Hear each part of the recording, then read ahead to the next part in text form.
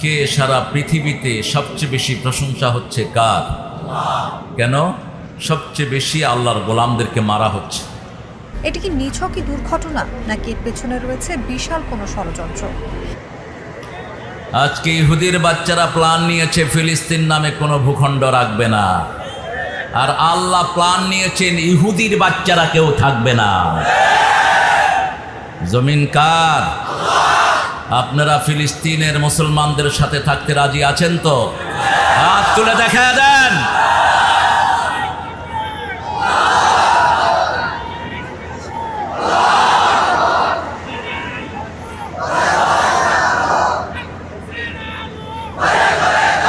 আল্লাহ সবাইকে কবুল করুন। মৌচাকে ঢিল মেরেছ ইহুদির বাচ্চারা। আমরা পৃথিবীর সবচেয়ে সুশৃঙ্খল জাতি, তা না হলে আমরা থুতু দিলেও তোমরা দুনিয়া থেকে বিদায় হয়ে যেতা। মাত্র 1.5 কোটি ইহুদি সারা পৃথিবীতে। কয় কোটি? ভাগেও পাবো না আমরা। কিন্তু মুসলমান সবচেয়ে শৃঙ্খলিত জাতি। মুসলমানের চেয়ে ভদ্র সভ্য পৃথিবীতে আর কোনো জাতি হতে পারে না। এই জন্যই আমরা ধৈর্য ধারণ করছি। আমি অত্যন্ত ধন্যবাদ দেই আমাদের প্রধানমন্ত্রী সহ সবাই ফিলিস্তিনের সাথে সখ্যতা ঘোষণা করেছেন। আল্লাহ তাদেরকে ইসলামের জন্য কবুল করুন। বোমা পড়ছে আর ছোট্ট ছেলে পড়তেছে আল্লাহু আকবার। বোমা পড়ছে, মা আয়াতুল কুরসি পড়ছেন। মা মারা গেছেন, পেটের শিশু জীবিত। ডাক্তাররা বের করে দেখে শিশুর ঠোঁট লড়তেছে। এটা হলো আরদুল মাহশারে ওয়াল মানশার, ফিলিস্তিন। এখানে কিয়ামত হবে। আরদুশ শাম, ফাতুবা লিশ শাম, আল ঈমান বিশ শাম। রাসূল বলতেন ঈমান থাকবে শামে, কোরআন থাকবে শামে। এই শামের সাথে যাদের সম্পর্ক থাকবে না তারা বেঈমান হয়ে মরবে। আর শামকে যারা সাপোর্ট করবে পৃথিবীর শ্রেষ্ঠ মানুষ তারা হয়ে যাবে। আপনারা একটু খেয়াল করে ভিডিওগুলো দেখবেন। আজকে একটা ভিডিও, একজন ভাইয়ের ছেলে মেয়ে মা বাপ সবাই মারা গেছে, তিনি হাসতেছেন। সাংবাদিকেরা জিজ্ঞেস করছে আপনি হাসতেছেন? তিনি বলছেন আমি দেখতেছি আমার আব্বা, আমার আত্মীয় স্বজন সবাই আল্লাহর জান্নাতে চলে গেছে। কতটা কনফিডেন্স, কনভিকশন, একটুও মুখে মলিনতা নেই। ছোট্ট ছোট্ট বাচ্চারা পাথর মারছে, পাথর। আল্লাহ বলছেন তোমরা যখন পাথর উঠাও আমি এটাকে ক্ষেপণাস্ত্র বানিয়ে ওদের কলিজায় ঢুকায়া দিই। যে মুসলমানদের ঐক্য নষ্ট করে, এ হলো আসল কাফের। ঐক্য নষ্ট করে যে সে ইসলামের বন্ধু না দুশ্মন। আপনারা পার্ট করবেন না, ডিপার্ট, পার্ট পার্ট পার্ট, টুকরো টুকরো করে ফেলতেছে আজকে মুসলমানদেরকে। নফল বিভিন্ন সুতা নাতা নিয়ে মুসলমানদের মধ্যে বিভক্তি সৃষ্টি করছে। এটা যেন আমরা না করি। আমরা সব এক, কালেমা এক, কোরআন এক, রাসূল এক, আল্লাহ এক, ঠিক কিনা? আমাদের মতো ঐক্য পৃথিবীর কারো নাই। 250 কোটি মুসলমান নামাজ শুরু করে একটা সূরা দিয়া, ঠিক কিনা? এটা পৃথিবীর কোন দলের ভিতরে আপনি পাবেন? কোন ধর্মের ভিতরে পাবেন? ওদের কিতাবেই মিল নাই। বাইবেলের অনুসরণ আছে, বাইবেলের সংস্করণ আছে প্রায় 100টা। এক এক দেশে এক এক রকমের বাইবেল। আর আমাদের সারা দুনিয়ায় কোরআন কয়টা? শুরু থেকে শেষ পর্যন্ত মিল আছে না নাই? ইভেন কি তসবিহগুলো একরকম। রুকুতে আমরা পড়ি সুবহানা রাব্বিয়াল আযীম। এখন কেউ যদি পড়ে রুকুতে সুবহানা রাব্বিয়াল আলা, আমরা কি বলবো? ভুল না, ভুল না। এটা কি গোপন প্রকাশ্যে পড়বে নাকি? আপনি ভুল ধরবেন কেন? তো এক জায়গায় দেখি যে একজন রুকুতে গিয়ে বলতেছে থুকু থুকু। আমি পাশে বসে তসবিহ করতেছি, আমি লুকের ভিতরে থুকু কইলেন কেন? কয় সুবহানা রাব্বিয়াল আলা কইয়া ফালাইছে, এই জন্য থুকু কইছে। না, আপনি যদিও ভুল বলেন আল্লাহ কিন্তু শুদ্ধটাই কবুল করবেন। আমার আল্লাহ যে কত উদার, সুবহানাল্লাহ বলি। আপনি ভুল বললেও তিনি ভুল করেন না, ঠিকটা বা ঠিক? আতিকুল্লাহ কথা বলেছেন। কোন আতিকুল্লাহ? ওই যে নরসিংদীর মুফতি আতিকুল্লাহ। কখন আসছে? আলহামদুলিল্লাহ, ভালো বলে। আল্লাহ আতিকুল্লাহর কথাকে আমাদের আমল করার তৌফিক দান করে। আমাদের আরও যে সমস্ত ওলামা হযরত এখানে এসেছেন, এরা জাতির শ্রেষ্ঠ সন্তান। অনেকে এখানে এসেছেন, আইম্মায়ে কেরাম এসেছেন স্কুলের প্রিয় স্যারেরা প্রাইমারি হাই স্কুল ইউনিভার্সিটির স্যাররা, বিভিন্ন পেশায় জড়িত আবার বৃদ্ধা বনিতা, পর্দার আলের মা এবং বোনেরা এসেছেন, প্রশাসনের ভাইয়েরা, DB, SB, NSI, police, RAB, border গার্ডের সদস্যরা এসেছেন, হিন্দু সম্প্রদায়ের ভাই বোনেরা যতজন এসেছেন, আল্লাহ সবাইকে কোরআনের জন্য কবুল করুন।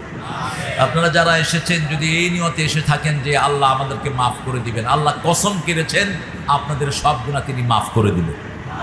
বুখারীতে হাদিস এসেছে, একজন লোক was passing by, he didn't come for this congregation, তিনি দিক দিয়ে যাচ্ছিলেন, তিনি মাহফিলের উদ্দেশ্যে আসেননি। Suddenly he has seen big congregation, তিনি দেখলেন যে অনেক মানুষ এখানে জমায়েত, তিনি দাঁড়িয়ে গেছেন, মাথা থেকে পা পর্যন্ত গুনাহ।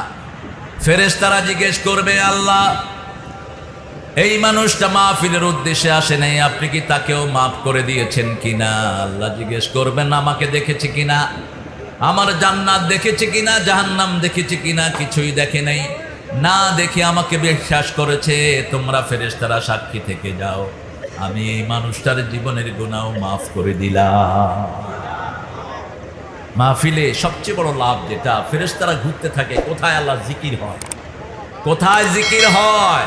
যখন একটা জায়গাতে 20,000 25,000 লোক একসাথে হয়ে আল্লাহ জিকির করে, এই ফেরেশতারা এখানে জমায়েত হতে থাকে, হতে হতে এক একজনের পক্ষে লক্ষ লক্ষ বার তারা দোয়া করতে থাকে, একদম মাটি থেকে আসমান পর্যন্ত তারা ভিড় করে ফেলে ফেরেশতারা, সুবহানাল্লাহ। আর বলতে থাকে, অমুকের ছেলে অমুক, অমুকের ছেলে অমুক তোমার কোরআনের বাগানে হাজির হয়েছে, আল্লাহ তুমি তার জীবনের গুনাহগুলো মাফ করে দাও। আবার আল্লাহ বলছেন, তোমরা যখন একা আমার জিকির করো, আমিও একা জিকির করি, আর তোমরা যখন আমার জিকির বড় কোনো প্রোগ্রামে করো, আমি তার চেয়ে বড় মাহফিলে তোমাদেরকে স্মরণ করি। আর আল্লাহ যখন স্মরণ করেন, গুনাহ মাফ করে দেন কে? আল্লাহ গুনাহ মাফ করে দেয়। আজকে আমরা এখানে যারা হাজির হয়েছি, আজকের পর থেকে আর নামাজ ছেড়ে দেব না, রাজি আছি তো? আজকের পর থেকে রোজা ছেড়ে দেব না, রাজি আছি তো? আজকের পর থেকে বিবির সাথে আর দুর্ব্যবহার করব না। নামাজটা হলো একটা হাজিরা, আসল কাজ হলো সমাজে। নামাজটা হাজিরা, আসল কাজ হলো সমাজে। সকাল থেকে দুপুর পর্যন্ত আপনি আল্লাহর হুকুম কতটুকু পালন করেছেন, দুপুরে গিয়ে হাজিরা দিচ্ছেন। আবার দুপুর থেকে আসর কদ্দুর পালন করেছেন, ওটা হাজিরা দিচ্ছেন। এখন সামাজিক অবস্থা আপনার খারাপ, এর সাথে দুর্ব্যবহার, এর পয়সা মেরেছেন, এর হক মেরেছেন, এর জমি দখল করে নিয়েছেন, আপনার কোনো আমল আল্লাহর দরবারে কবুল হবে না। আপনি সামাজিকভাবে সাউন্ড হতে হবে। আমরা দেখি আজকে কোন সূরা থেকে কথা বলা যায়, যেহেতু 3 নম্বর মাহফিল, 3 সূরা থেকে কথা হোক। আল ইমরান, ইমরান পরিবার, পারিবারিকভাবে 2টা সূরা আছে কোরআনে। কয়টা? 2টা। একটা হলো আল ইমরান, আর একটা হলো বনি ইসরাঈল। ইমরান ছিলেন 2 জন মানুষ। সাইয়েদনা মূসা আলাইহিস সালামের আব্বার নাম কি ছিল? ইমরান। কি ছিল ভাই? ফেরাও, ওটা ছিল পালক বাপ। ফেরাউনের ঘরে তিনি লালিত পালিত হয়েছেন, কিন্তু ওনার আব্বার আসল নাম কি? ইমরান। কি নাম? ইমরান। আবার মরিয়ম আলাইহিস সালামের বাপের নাম কি? ইমরান। যেটা সূরা আল ইমরানের ভিতরে যার ঘটনা আল্লাহ রাব্বুল আলামিন উল্লেখ করেছেন। মরিয়ম আলাইহিস সালাম যখন পেটে আসলেন, মা বললেন, ইন্নী নাযারতু লাকা মা ফি বাতনি মুহাররারান ফাতাকাব্বাল মিন্নী ইন্নাকা আনতাস সামিউল আলিম। হে আল্লাহ, আমার পেটে যা আছে আমি আপনার ঘরের জন্য এটাকে মানত করলাম। কি করলাম? মানত করলাম। আল্লাহ ছাড়া কারো নামে মানত করা জায়েজ?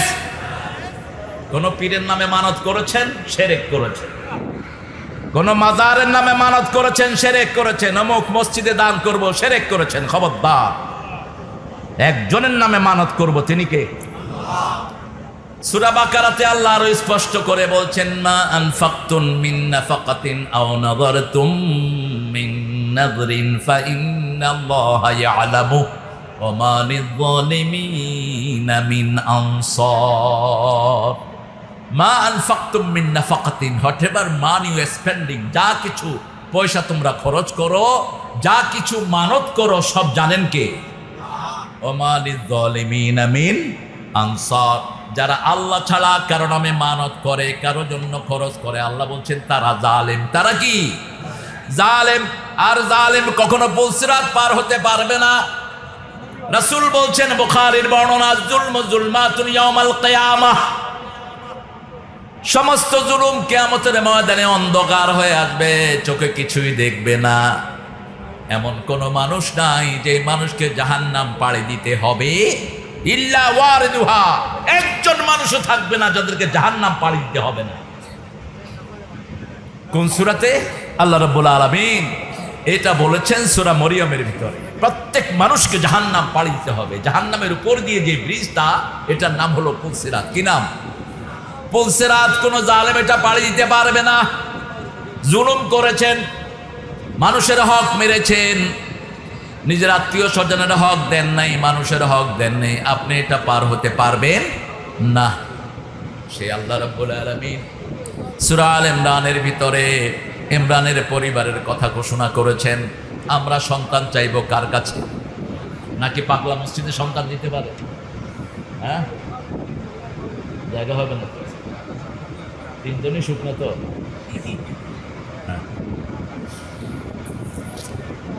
পাগলা মসজিদে কোটি কোটি টাকা উঠে। হ্যাঁ, কে দেয় এই টাকা?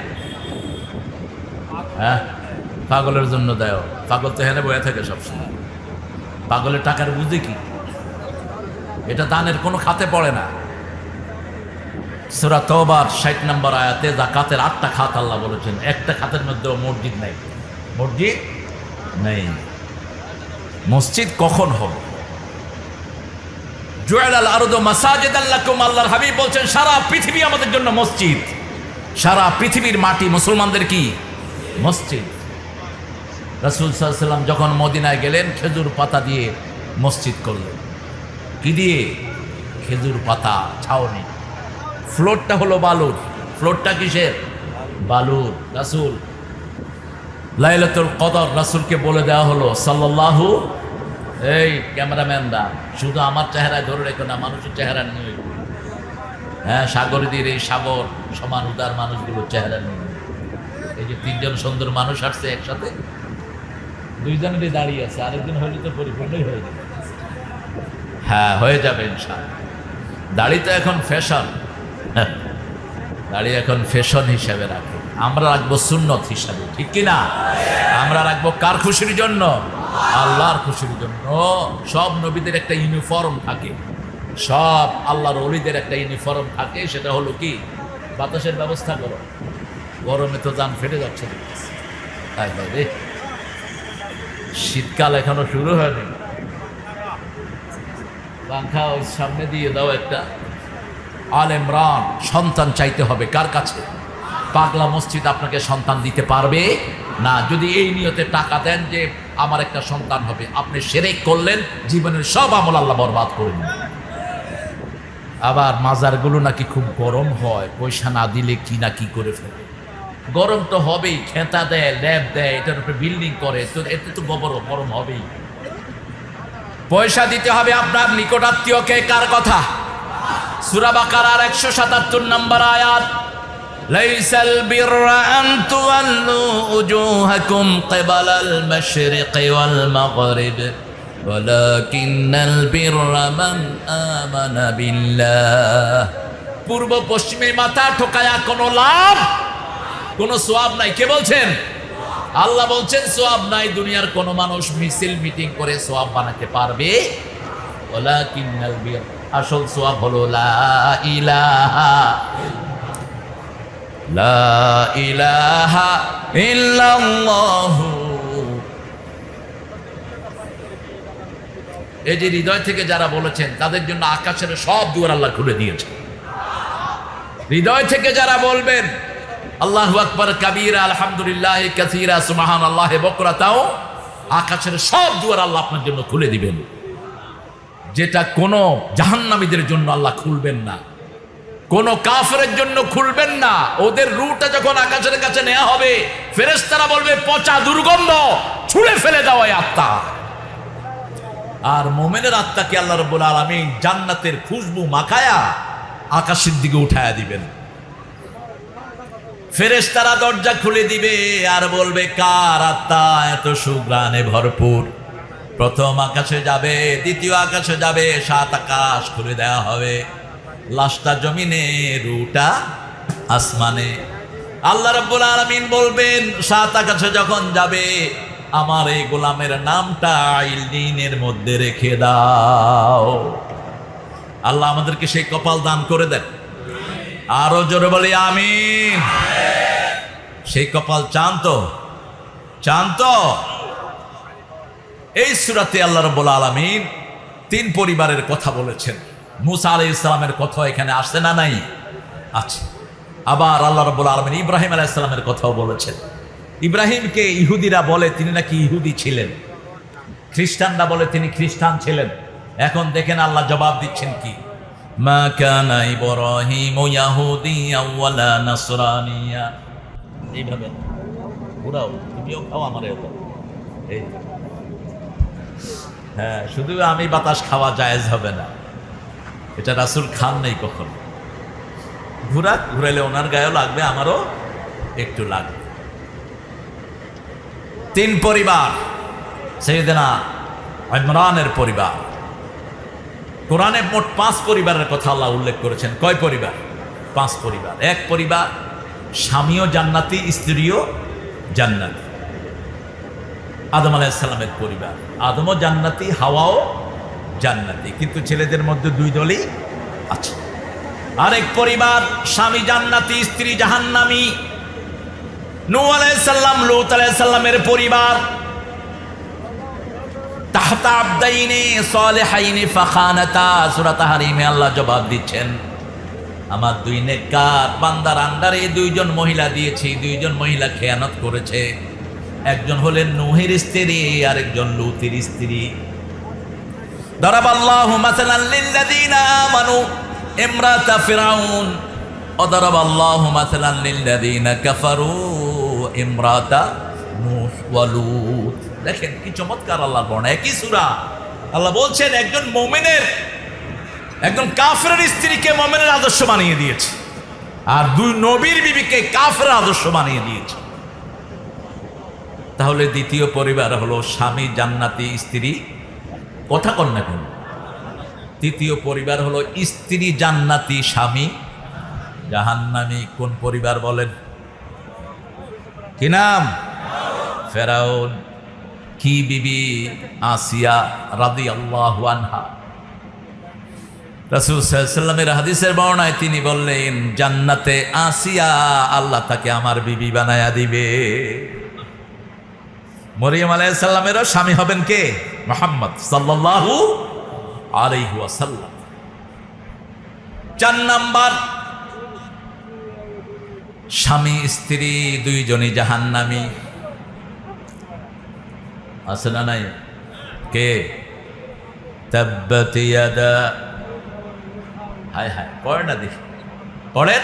তাব্বাত ইয়াদা আবি লাহাবিন ওয়া তাব মা আগনা আনহু মালুহু ওয়া মা কাসাব সায়াসলা নারান যাতা লাহাবিন ওয়া ইমরাআতু হাম্মালাতাল হাতাব ফি জিদিহা হাবলুম মিন মাসাদ।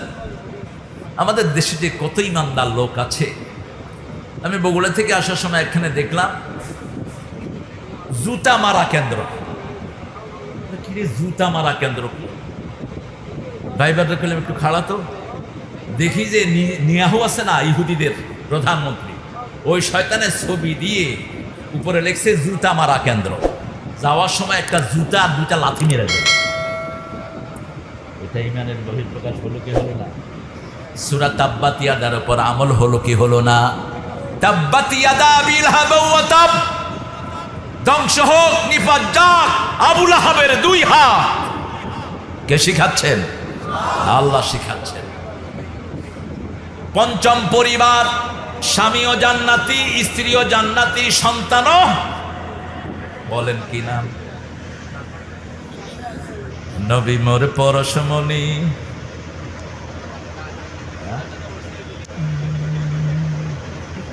মনে হয় কেউ জান না, শুধু আমি জানি। লেখাটা সুন্দর, কিন্তু শেষের দিকে একটু ভুল করে ফেলেছে। জিকির আমরা রাসূলের করি না, জিকির করি কার? নবী মোর পরশমণি নবী মোরে সোনার খনি, আল্লাহর নাম জপে যে জন সেই তো দো জাহানের ধনী। নবী করতে হবে কার? রাসূল কার জিকির করতেন? দুরুদের শুরুতে কার জিকির? আল্লাহুম্মা সাল্লি আলা মুহাম্মদ। রাসূল সাল্লাল্লাহু আলাইহি সাল্লামের যত জায়গায় আমরা উল্লেখ করি তার আগে আমার আল্লাহর নাম মুহাম্মাদুর রাসূলুল্লাহ। না, এটা নিচে দাও, নিচে নিচে আমার ভাইয়ের সাইড থেকে দাও। তাহলে আপনারা সবাই শুকনা তো, সবার গায়ে লাগবে। আর ওই কোনা থেকে এই সাইড থেকে দাও, হবে এই তো পায়ে লাগতে বাস হয়ে যাবে। এই আর শুকরান, বারাকাল্লাহু ফিক, আল্লাহ জাজিক। কোনো সময়টা অপচয় করবেন না। আরবের একজন শ্রেষ্ঠ ইমাম ছিলেন, চোখ অন্ধ, দুনিয়া থেকে চলে গেছেন কিছুদিন আগে। বলেন তো কি নাম? শেখ আব্দুল্লাহ বিন বাজ, গ্র্যান্ড মুফতি ছিলেন। 25 বছর বয়সে চোখ অন্ধ হয়ে যায়।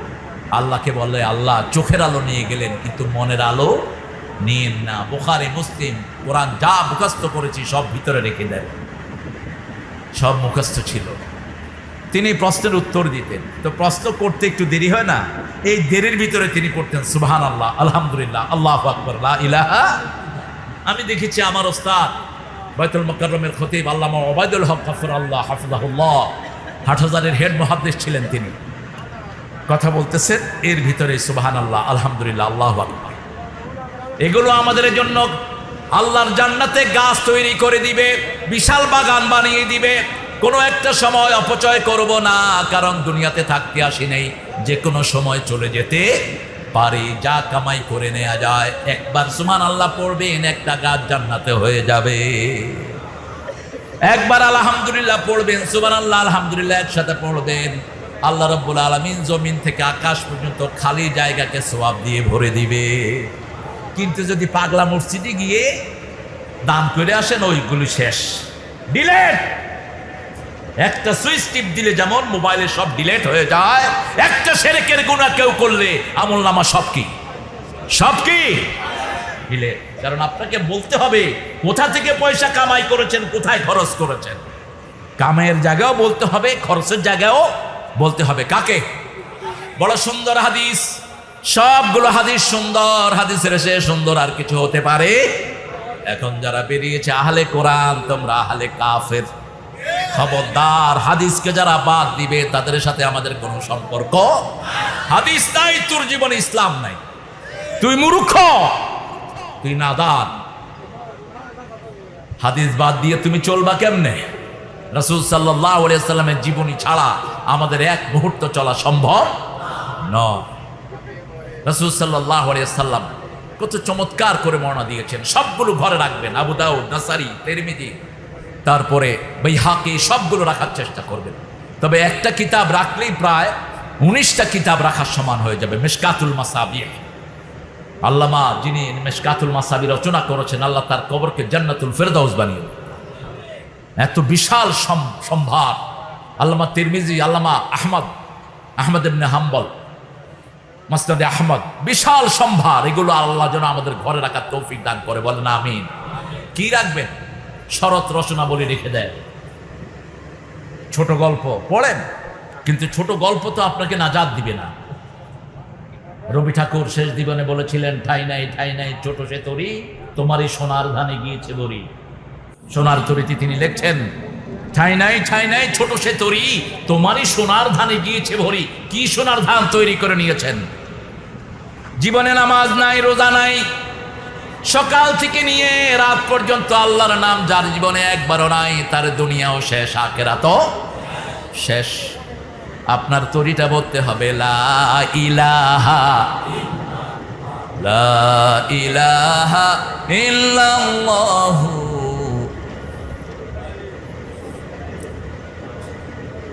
সাল্লাল্লাহু। এটা পড়বেন, এটা পড়লে ঈমান কি হয়? তাজা হয়ে যায়। আবার রাসূল সাল্লাল্লাহু আলাইহি ওয়াসাল্লাম বলছেন, যখন কেউ এটা পড়ে আল্লাহ রাব্বুল আলামিন আকাশের সবগুলো দুয়ার খুলে এই কালেমাটা রিসিভ করে। আবার বলছেন রাসূল সাল্লাল্লাহু আলাইহি ওয়াসাল্লাম হাদিসে কুদসিতে বলছেন, যখন কেউ কালেমা পড়ে, কালেমা আল্লাহর আরশে গিয়ে কাঁপা শুরু করে দেয়। আল্লাহ জিজ্ঞেস করেন, হে উসকুনিয়া কালেমা, এই কালেমা তুমি থামো। কালেমা জবাব দেয় কাইফা আসকুনু ইয়া রব, কিভাবে আমি থামবো? আমি জানি না আমাকে যে পড়েছে তার জীবনের গুনাহ মাফ হয়েছে নাকি। আল্লাহ রাব্বুল আলামিন বলবেন, শোনো কালেমা, তুমি যখন তার মাথায় ছিলা, জিহ্বায় আসো নাই, তখনই আমি লোকটার গুনাহ মাফ করে দিয়েছি। কারণ এই কালেমার উপরে ইসলাম দাঁড়িয়ে আছে। কালেমার উপর কি দাঁড়িয়ে আছে? ইসলাম দাঁড়িয়ে। কেন এটার এত দাম? এটা আপনাকে বুঝতে হবে। ফা'লাম আন্নাহু লা ইলাহা ইল্লাল্লাহ। এই রাসূল সাল্লাল্লাহু আলাইহি ওয়াসাল্লাম এই কালেমা দিয়ে আমাদেরকে সংশোধন করেছেন। এই কালেমা দিয়েই তিনি 313 জন গঠন করেছেন রাহমাতাল লিল আলামিন। সূরা আল ইমরানের 31 নম্বর আয়াতে আল্লাহ রাব্বুল আলামিন এর জন্য নবীর কথাটা হাইলাইট করলেন। قل إن كنتم تحبون الله فاتبعوني يحببكم الله ويغفر لكم ذنوبكم والله غفور رحيم। আল্লাহকে যে পাইতে চায়, হযরতকে ভালোবেসে, আল্লাহকে যে পাইতে চায়, আরশ কুরসি লৌহ কালাম না চাহিতে পেয়েছে সে। আল্লামা ইকবাল থেকে চুরি করেছে এই লাইন। কবিরা বড় বড় চোর হয়। ঠাকুর চুরি করেছেন মসনবী থেকে।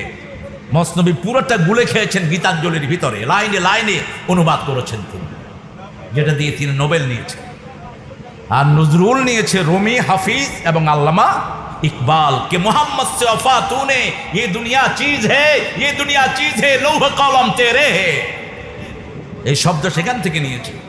মুহাম্মদ সাল্লাল্লাহু আলাইহি ওয়াসাল্লামের সাথে যে সম্পর্ক করলো, আল্লাহ বলছেন দুনিয়া তো তাকে দিবেই, লৌহ কলম আমি তাকে দান করে দেব।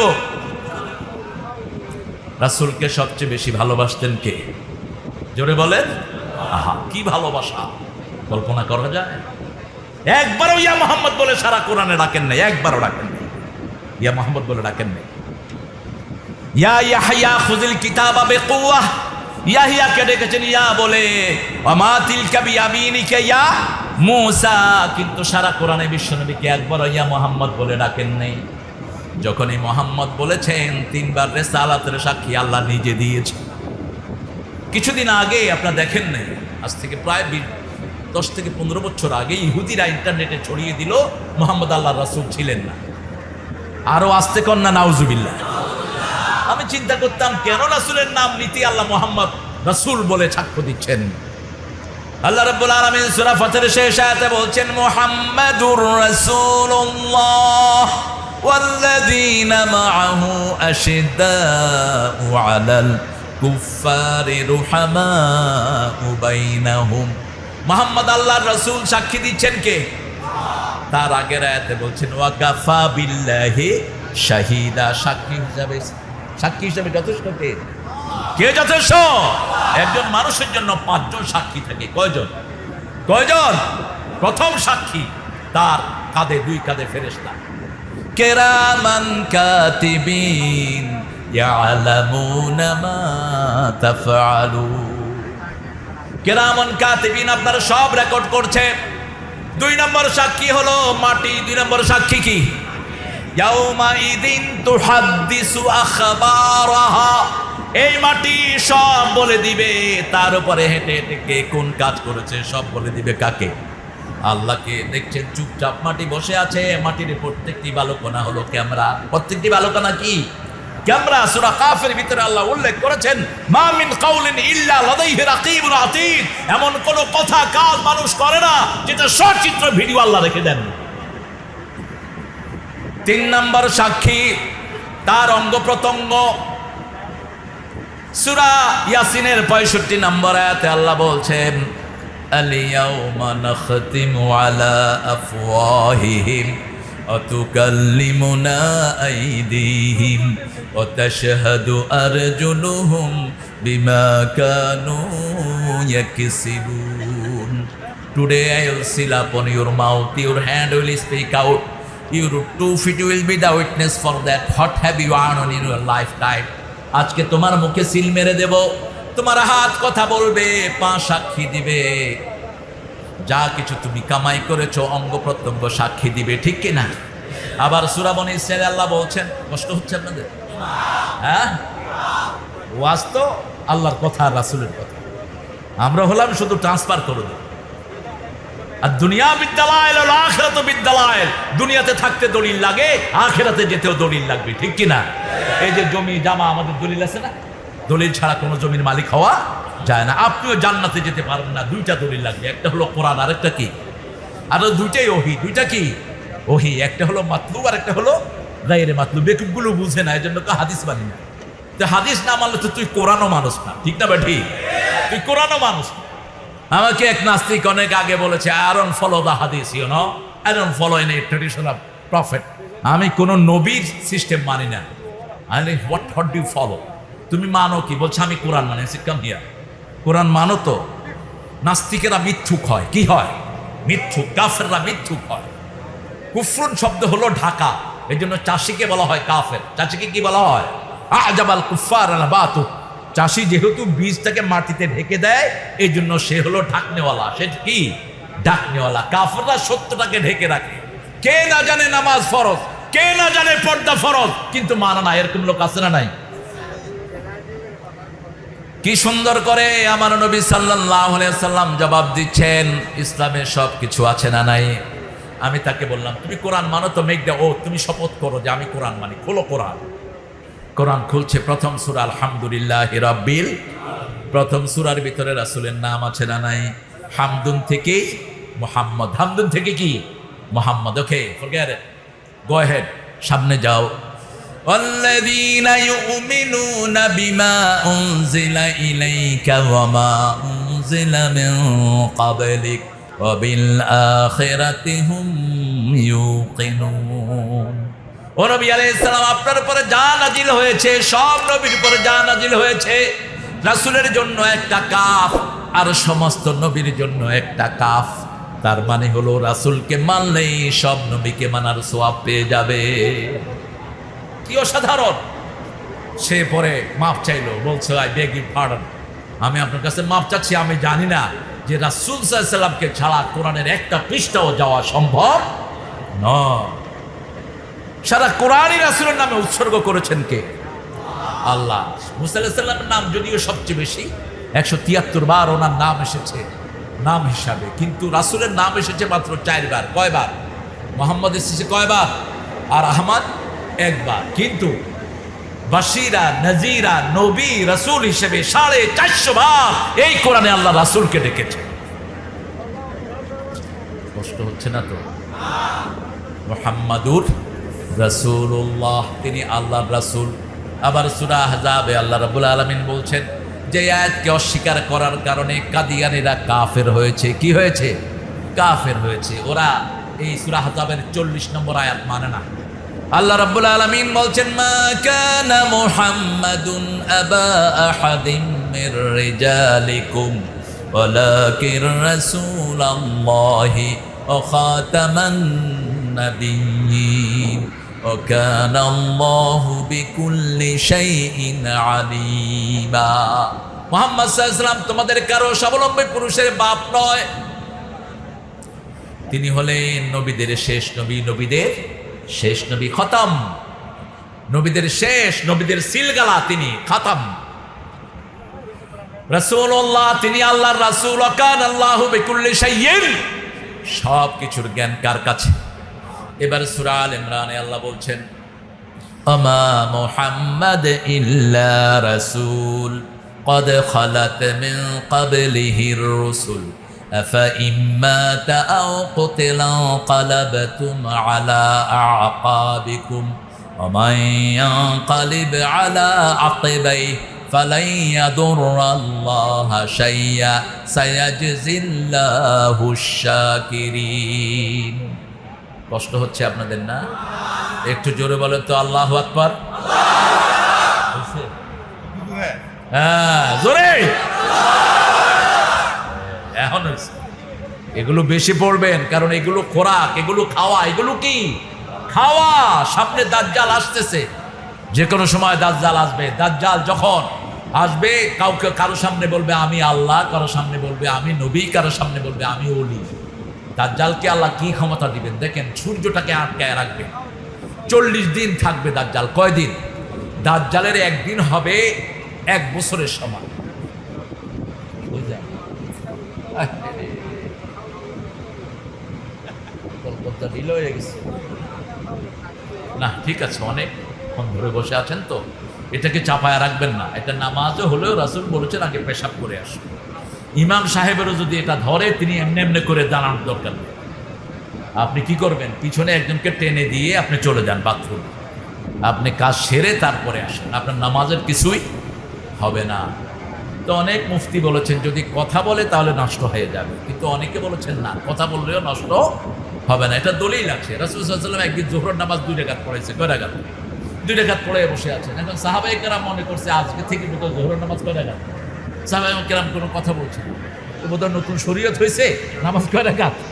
2 রাকাত। পরে অনেকক্ষণ পরে একজন সাহাবীকে, হুজুর যোহর কয় রাকাত? কেন 4 রাকাত? আপনি কয় রাকাত পড়ছেন? কয় রাকাত পড়ছি? 2 রাকাত পড়ছি। তো সবাই যখন বললো 2 রাকাত পড়ছে, আমার কইবে না, পরে উঠে আরো 2 রাকাত পড়ছে। মধ্যখানে কি বলছেন? কথা বলছেন। এই হাদিসটাকে দলিল হিসেবে অনেকে ইউজ করেন। তো আপনার যদি বাথরুমের চাপ হয়, আজকের মেডিকেল সায়েন্স বলছে if you want to stay healthy, আপনি যদি স্বাস্থ্যবান থাকতে চান, কখনো পেশাব পায়খানাকে আটকিয়ে রাখবেন না, যেখানে আসে সেখানেই করে দেন। আরে বিপদ না আপদ, দেখেন বিপদ কেমন। রাসূলের সামনে বসে রাসূলের আলোচনা শুনছেন মসজিদে নববীতে, এক বেদুইন পেশাব করে দিচ্ছে। এদিক দিয়ে আলোচনা হতেছে, এদিক দিয়ে কি বেরিয়েছে, বাস সাহাবায়ে কেরাম কয় বাঁশির ফুট, তুই আর জায়গা পাইছত না এটা করার। রাসূল দেখলেন সব খেতে গেছে। আমাদের মসজিদে যদি কেউ এরকম করে, নামাজ পড়ি আর না পড়ি, তার একদিন আর আমার একদিন, ঠিক কিনা? রাসূল বললেন বাশশিরু ওয়ালা তুনাফিরু, সুসংবাদ দাও, দুঃসংবাদ দিয়ে সরিয়ে দিও না। আসিরু ওয়ালা তুআসিরু, সহজ করে দাও, কঠিন করে দিও না। বুইস্তু মুআসসিরিন, আমি সহজ করার জন্যই এসেছি। সবার হাতটা নেমে গেল। খুতবার শেষে রাসূল সাল্লাল্লাহু আলাইহি ওয়াসাল্লামের জন্য ওই লোকটা হাত তুলে দোয়া করছে, আল্লাহুম্মা ইরহাম আলাইয়া ওয়া ইরহাম আলা মুহাম্মদ ওয়ালা তুরহাম আলাইহিম। হে আল্লাহ, আমার উপর রহম করেন, মুহাম্মদ সাল্লাল্লাহু আলাইহি ওয়াসাল্লামের উপর রহম করেন, আর যারা আমারে কিলাইতে ধরছে একজনের উপর রহম করেন না। কোন বর্ণনা এসেছে রাসূল নিজে ওখানে পানি ঢেলে এটা পরিষ্কার করে দিয়েছে। সুবহানাল্লাহ বলতে ইচ্ছা করে না? কতটা ইসলাম, কতটা উদার, কতটা হিউম্যানিক, কতটা হিউম্যানাইজ, কতটা মানুষের কাছে ইসলাম। সুবহানাল্লাহ বলি। আমরা তো এমনি উল্টা পাল্টা, একটু জোরে আমিন কইছে, ওরে দৌড়ে এলায় ছুটছে, এরকম জায়গা আসরা নাই। আরে জোরে আমিন তো কইতেই পারে। আমার এক মুসল্লি ইংল্যান্ডে ছিল, দেশে আসছে, গ্রামে গেছে, ওখানে জোরে আমিন বলে। তো গ্রামের ভিতরে জোরে আমিন কইছে, ইমাম সাহেব দৌড় উঠে। লোকেরা কয় ইমাম কিতা হইলো? হয় কিতা জানি হামাই গেছি কি মসজিদের ভিতরে। আপনি ওকে বুঝিয়ে দেন, আদব হলো ইমাম যেভাবে বলবে আমরাও সেভাবে বলতে হবে। ইমাম যদি আসতে বলে আপনি জোরে বলা উচিত নয়, এটা মসজিদের আদবের খেলাফ। মসজিদে সব চলবে ইমামের কমান্ডে, ঠিক কিনা? আপনি ইমামের আগে বলবেন, আপনার নামাজ কি হবে? নষ্ট হয়ে যাবে। কি সুন্দর সিস্টেম! মক্কা শরীফে গেলে আমরা সবাই জোরে বলি, আবার মক্কার লোকেরা যখন বাংলাদেশে আসে তখন তারা কি বলে? আসতে বলে। তারা দেখে হাব ভাব। এখন আপনি যেখানে সব আসতে হেনে জোরে কয়ে, তো কি খাওয়া ছাড়া উপায় থাকবে? বুঝতে হবে, ইমামদের অন্তত বুঝতে হবে যে কোনো ভাবে আমিন বলা যায়, আসতেও বলা যায়, জোরেও বলা যায়। কেউ যদি ভুল করে তাকে মারা যাবে না, মসজিদ মারামারির জায়গা না, ঠিক না বাটি? হাত যেখানেই বাঁধুক মুসলমান। এখন কিছু বাঁদর আসছে, কয় উপরে হাত না বাঁধলে নামাজ হবে না। পাইছত কোথায় তুই? হাত বাঁধাটা মুস্তাহাব, যেখানে বাঁধে বাঁধুক। মক্কা শরীফে গিয়ে দেখে এমনি খাড়া থাকে, কয় বাঁধতাম না, কি করবি কর। আরে কি মুশকিল! আর আমাদের দেশে কোন হানে বাঁধবে এটা নিয়ে ঢেলেন। ইমাম মালিকের অনুসারীরা হাত বাঁধে না, ওরা এমনি দাঁড়িয়ে থাকে। সহজ করে দেন, কঠিন করে দিয়েন না, ঠিক না বাটি? সহজ করে দেন। কুল ইন কুনতুম তুহিব্বুনাল্লাহ, এই কুল যত জায়গায় বলেছেন রাসূলকে অ্যাড্রেস করেছেন মুহাম্মদ সাল্লাল্লাহু। কুল হুয়াল্লাহু আহাদ, কুল আউযু বিরাব্বিল ফালাক, কুল আউযু বিরাব্বিন, কুল ইয়া আইয়ুহাল কাফিরুন, কুল হাল ইয়াস্তাবিল লাযীনা ইয়ালামুনা ওয়াল লাযীনা লা। এই সব জায়গায় আল্লাহ রাসূলকে অ্যাড্রেস করেছেন। হে নবী আপনি বলেন, আপনি বললে আপনার 250 কোটি উম্মত বলবে, ঠিক না বাটি? আপনি বলেন ইন কুনতুম তুহিব্বুন আল্লাহ, তোমরা যদি আল্লাহকে ভালোবাসো, ফাত্তাবিউনি, আমাকে অনুসরণ করো। আল্লাহর শব্দ চয়ন দেখেন, ভালোবাসার জন্য দেখা শর্ত। আমি যদি বলি আমি জাকির ভাইকে ভালোবাসি, আপনারা জিজ্ঞেস করবেন কেন ভালোবাসেন? আমি বলবো জাকির ভাই দেখতে লম্বা চৌড়া, চোখগুলো সুন্দর, হাতগুলো সুন্দর, পাগুলো সুন্দর, ঠিক না ঠিক? তার মানে তার একটা ছবি আমার মাথায় আছে। এখন আল্লাহকে ভালোবাসবেন, আল্লাহকে কি দেখছেন? কেউ কি দেখেছে? মা আয়েশা সিদ্দিকাকে জিজ্ঞেস করা হলো, মা আয়েশা সিদ্দিকা জিজ্ঞেস করেন, ইয়া রাসূলুল্লাহ হাল রাআইতা আল্লাহ, আপনি কি মেরাজে আল্লাহকে দেখেছেন? কয় না, আমি আল্লাহকে দেখি নাই। আল্লাহকে দেখতে হবে জান্নাতে, আল্লাহকে দেখতে হবে কিয়ামতের ময়দানে। সাহাবায়ে কেরাম জিজ্ঞেস করলেন, ইয়া রাসূলুল্লাহ, আমরা কি কিয়ামতে আল্লাহকে দেখবো? রাসূল সাল্লাল্লাহু আলাইহি ওয়াসাল্লাম বললেন, পূর্ণিমার চাঁদ তোমরা কি দেখো নাকি? বাদার আতারাউনাল বাদার, তোমরা কি ফুল মুন পুরা পূর্ণিমার চাঁদ কি দেখো? হ্যাঁ দেখি। বিলা সাহাব, যদি কোনো মেঘ না থাকে আমরা স্পষ্ট দেখি, ঠিক না ঠিক? তোমরা কি সূর্য দেখো? দেখি। রাসূল সাল্লাল্লাহু আলাইহি ওয়াসাল্লাম বললেন, কিয়ামতের ময়দানে চাঁদ সূর্য যেমন মেঘহীন তোমরা স্পষ্ট দেখতে পারো, এরকম ভাবে আল্লাহকে তোমরা দেখবা। এখন আল্লাহ কিরকম এটা আমরা কেউ জানি? আল্লাহ কার মতো? আল্লাহ কার মতো? ওয়ালাম ইয়াকুন লাহু কুফুয়ান আহাদ, তার সমকক্ষ আকাশেও নাই, জমিনেও। সে আল্লাহ বলছেন, যদি আমার ভালোবাসা চাও, আল্লাহকে কি ভালোবাসতে চান তো আপনারা? চান? সহজ, হ্যাঁ? জোর কম কর হবে, জোর হবে ইনশাআল্লাহ। আমার ভাইয়েরা খুব ভালো। আরে মুহাম্মদ সাল্লাল্লাহু আলাইহি ওয়াসাল্লাম কত ভালোবাসতেন আমাদের, কত ভালোবাসতেন। একটা শব্দ বলেই তিনি কাঁদবেন, উম্মতি। কি বলবেন? আরে উম্মত রে। আল্লাহ আমাদেরকে রাসূলের উম্মত হওয়ার তৌফিক দান করেন। রাসূলের উম্মত হতে চান তো? অল্প দুনিয়া, নিঃশ্বাসটা বন্ধ হলেই শেষ, ঠিক না ঠিক? এরপরেই শুরু হবে কোরআন এবং হাদিস। এরপরেই শুরু হবে আপনি কি আমল করেছেন, কাকে আদর করেছেন, কাকে সম্পদ দিয়েছেন, কোথায় খরচ করছেন, কোথা থেকে তুলে এনেছেন, এই সবগুলো হিসাব আমাদের চলে আসবে। আল্লাহ বলছেন, আমাকে যদি ভালোবাসতে চাও আমার নবীকে অনুসরণ করো। তোমাদের ভালোবাসতে হবে না, আমি আল্লাহই তোমাদেরকে ভালোবাসবো। ইউহিব্বুকুমুল্লাহ, আমি আল্লাহ তোমাদেরকে ভালোবাসবো। কারণ 24 ঘন্টা আমাদেরকে দেখেন কে? আল্লাহ দেখেন। এখন নবীকে অনুসরণ করতে হবে কিভাবে? আল্লাহ বলছেন সূরা হাসর, মা আতাকুমুর রাসূলু ফাখুযুহু ওয়া মা নাহাকুম আনহু ফাতাহু। আমার নবী যা দিয়েছেন সব তোমরা ধরো। নবী শিশুকে আদর করতেন, তোমরাও করো। বিবির সাথে দুর্ব্যবহার করেন, তোমরাও করবা না। কখনো যৌতুক খায় নাই, তোমরাও খাইবা। যৌতুক আছে এলাকায়? হ্যাঁ, কোনো কিছু নাই? মাশাআল্লাহ, ভাই সার্টিফিকেট দিচ্ছে। কারণ যৌতুকের মামলা তো সবচেয়ে বেশি চেয়ারম্যানের কাছে আসে। ঢাকার এক লোক এসে কয়, মেম্বার সাহেব, আমার বহালা আমার বাড়ি থেকে বাইর করে দিচ্ছে।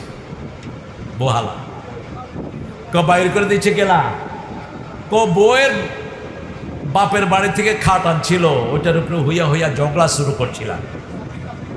বউ আমারে কইছে, আমার বাপের খাটের থেকে নাম। তো তুই যদি যৌতুক খাস, তুই তো অপমানিত হবি। যৌতুকের চেয়ে নিকৃষ্ট সমাজে আর কিছুই নেই। এটা এসেছে হিন্দু সম্প্রদায় থেকে। হিন্দু সম্প্রদায়ে মেয়েদের কোনো অধিকার নাই। বিয়ের সময় বাপের বাড়ি থেকে যা নিতে পারে তাই তার সম্ভব। কিন্তু আমাদের ইসলাম তা নয়। ইসলাম বলেছে, যদি পিতা জীবদ্দশায় সম্পত্তি বন্টন করে, ছেলেকে 2 ভাগ, মেয়েকেও 2 ভাগ সমানভাবে বন্টন করে দিবে। নোমান ইবনে বশিরের হাদিস, বুখারী, সমানভাবে বন্টন করবে। আর যদি মৃত্যুর পরে বন্টন হয়, ছেলে পাবে 2 ভাগ, মেয়ে পাবে, কারণ মেয়ে অন্যান্য জায়গায় পাওয়ার জায়গা আছে না নাই?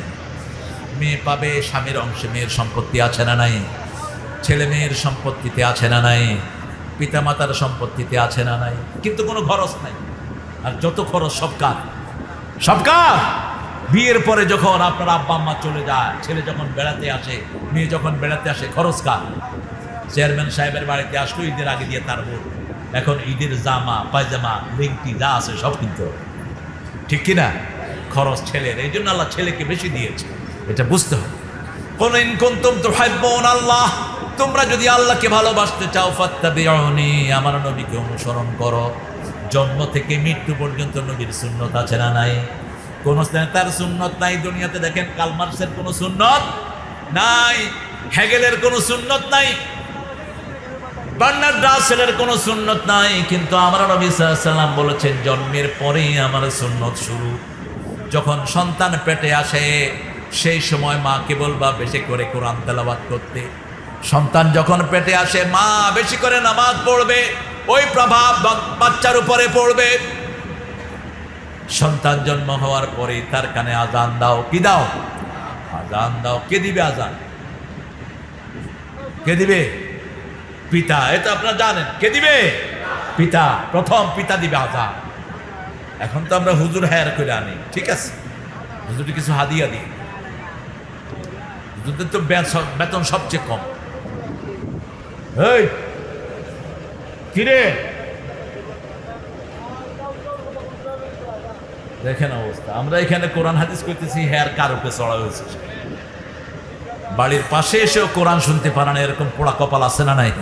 কত দূর থেকে আপনি আসছেন, আল্লাহ কবুল করুক। সন্তান জন্মগ্রহণের সাথে সাথে 5টা সুন্নত। কয়টা? প্রথম সুন্নত আজান দাও। দ্বিতীয় সুন্নত তাকে পরিষ্কার করা। তৃতীয় সুন্নত তার চুলগুলো কাটো, কেটে যদি পয়সা আলা হন রূপা অথবা স্বর্ণের ওজনে ওটা গরিবের মধ্যে দান করে দেন। তৃতীয় তাহনিক করেন, জিহ্বাতে মিষ্টি দেন। এটা হলো রাসূল সাল্লাল্লাহু আলাইহি ওয়াসাল্লামের কাছে হোসাইনকে নিয়ে আসা হলো। রাসূল খেজুর চাবায়া খেজুরের রস হোসাইনের জিহ্বা দিয়ে দিয়েছে। এটাকে বলা হয় তাহনিক। কি বলা হয়? তাহনিক। চতুর্থ তার একটা সুন্দর নাম রাখেন। সর্বশ্রেষ্ঠ নাম হলো আব্দুল্লাহ, তারপরে আব্দুর রহমান, তারপরে নবীদের নাম রাখবেন। নবীদের নাম শ্রেষ্ঠ নাম আলহামদুলিল্লাহ, তবে আল্লাহর নাম হলো সর্বশ্রেষ্ঠ। আব্দুল্লাহ, আব্দুর রহমান, আব্দুল করিম এগুলো হলো সর্বশ্রেষ্ঠ। তারপরে নবীদের নাম রাখেন। পঞ্চম নম্বরে আকিকা দেন, হয় 7 দিনে, না হয় 14 দিনে, না হয় 21 দিনে। এরপরেও যদি না হয় যখন দেন কোনো অসুবিধা। ছেলের জন্য 2টা ছাগল। কয়টা? মেয়ের জন্য কেন? ছেলেরা মরে বেশি, ছেলেরা মরে বেশি, ছেলেদের জীবন টিকা বেশি দরকার, লাইফ প্রোটেকশন বেশি দরকার। আর মেয়েরা জন্মের পর থেকে তারা ধৈর্যশীল, ভোগ্যশীল হয়, কারণ তার পেটেই তো অনেক মানুষ বড় হবে। এই জন্য ওর জীবনকে শক্ত করে দিয়েছেন কে? কি সুন্দর সিস্টেম। এগুলো হলো মরণ টিকা। আপনি যখন আপনার বাচ্চাকে আকিকা করবেন দেখবেন যে তার বড় বড় বিপদ থেকে আল্লাহ তাকে হেফাজত করে দিয়েছে। আর গরিবের তো আকিকা, গরিবের জন্য সুবিধা বেশি না কম? এক সাহাবী এসে রাসূলকে বলছেন, ওয়াই হাক ইয়া রাসূলুল্লাহ, আমি শেষ। আমি? কয় কি হয়েছে? কয় আমি রোজার ভিতরে রোজা ভাঙার কাজ করে ফেলছি, রোজা ভাঙার কাজ করে ফেলেছি। এমন সময় রাসূলের কাছে খেজুর আসলো। কি আসলো? খেজুর আসলো। রাসূল সাল্লাল্লাহু আলাইহি ওয়াসাল্লাম তাকে বললেন, তুমি যেহেতু রোজা ভেঙে ফেলেছো, ফরজ রোজা, এখন 60টা রোজা রাখো। কয় সেই তৌফিক আমার নাই। 60 জন মিসকিনকে খাওয়াও। কয় সেই তৌফিকও আমার নাই। রাসূল সাল্লাল্লাহু আলাইহি ওয়াসাল্লাম বললেন, তাহলে এই খেজুর